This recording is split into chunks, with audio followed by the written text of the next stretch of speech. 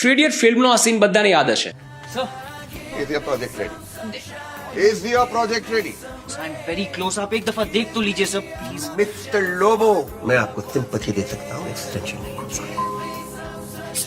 જોઈ લોબો પોતાનો એક પ્રોજેક્ટ લઈને વીરુ શાસ્ત્ર બુદ્ધે પાસે જાય છે અને પ્રોજેક્ટ રિજેક્ટ થઈ જાય છે અને એ માણસ એટલો બધો ડિપ્રેસ થઈ જાય છે, એની સેલ્ફ એસ્ટીમ એટલી બધી ઘવાઈ જાય છે કે સુસાઇડ કરી લે છે. સોશિયલ પેઇન આ સુસાઇડનું કારણ હતું. શું કામ એ સમજાવું. સાયકોલોજીકલી જ્યારે કોઈ એવી વ્યક્તિ કે જેને તમે ડીપલી એડમાયર કરતા હોય, આઈડિયલાઇઝ કરતા હોય, પ્રેમ કરતા હોય, જ્યારે કોઈ એવી વ્યક્તિ તમને રિજેક્ટ કરે કે ઇગ્નોર કરે, ત્યારે તમારું બ્રેઇન એવી જ રીતે રિએક્ટ કરે છે જાણે તમને કોઈ માર્યું હોય, તમારા પર ફિઝિકલ અટેક થયો હોય. ન્યુરો ઇમેજિનિંગ પદ્ધતિ દ્વારા થયેલા એક રિસર્ચના હિસાબથી જ્યારે તમને કોઈ અટેક કરે, ફિઝિકલી તમને હાર્મ કરે અને તમારી ગમતી વ્યક્તિ જેને તમે પ્રેમ કરો છો તમને રિજેક્ટ કરે કે ઇગ્નોર કરે, આ બંને સિનેરિયોમાં તમારા બ્રેઇનના બે એરિયાઝ એક્ટિવેટ થાય છે. પહેલો છે એન્ટિરિયર સિંગ્યુલેટ કોર્ટેક્સ, જે એક અલાર્મની જેમ કામ કરે છે, એક ઇન્ટરનલ એલર્ટ સિસ્ટમની જેમ કામ કરે છે. જ્યારે તમારા પર કોઈ ફિઝિકલ અટેક થાય ત્યારે આ એરિયા તમને ઇન્ટરનલી અલર્ટ કરે છે. અને બીજો એરિયા છે રાઇટ વેન્ટ્રલ પ્રીફ્રન્ટલ કોર્ટેક્સ. જ્યારે તમારા પર અટેક થાય, ફિઝિકલી તમને કોઈ હાનિ થાય, ત્યારે તમારા ઇમોશન્સને ઇન્ટરનલી રેગ્યુલેટ કરે છે. જ્યારે તમને કોઈ રિજેક્ટ કરે કે જ્યારે તમને કોઈ મારે, ફિઝિકલી અટેક કરે, આ બંને સિનેરિયોમાં આ બંને એરિયા એક્ટિવેટ થઈ જાય છે. અને જો આવું વારંવાર થાય, તમને કોઈ વારંવાર રિજેક્ટ કરે, તમને કોઈ વારંવાર ઇગ્નોર કરે, તો તમારી સેલ્ફ એસ્ટીમ, તમારો પોતાના પ્રત્યેનો પ્રેમ અને તમારી પોતાની રિસ્પેક્ટ તમારી નજરમાં ઘટતી જાય છે અને ધીરે ધીરે એટલી બધી ઓછી થઈ જાય છે કે માણસ ડિપ્રેશનનો શિકાર બની જાય છે, મેન્ટલ હેલ્થના ઇશ્યુઝથી પીડાવા લાગે છે અને અંતે